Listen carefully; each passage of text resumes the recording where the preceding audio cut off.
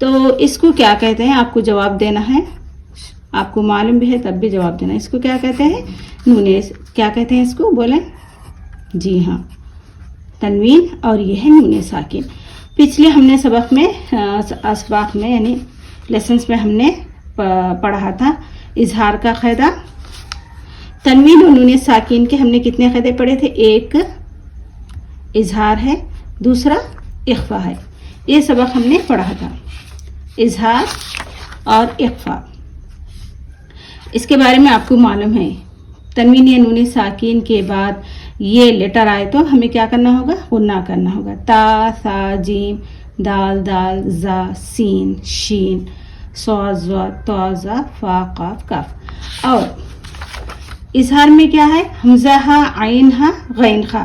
اگر یہ 6 الفاظ آئے تو ہمیں کیا کرنا ہے؟ غنہ نہیں کرنا ہے, یعنی بلا غنے کے پڑھنا ہے.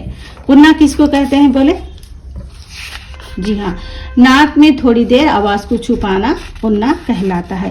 تو ہم نے 2 لیسن پڑھ لیے تنوین اور نون ساکن کے, اور یہ تیسرا لیسن ہے, تیسرا سبق ہے. ٹھیک ہے.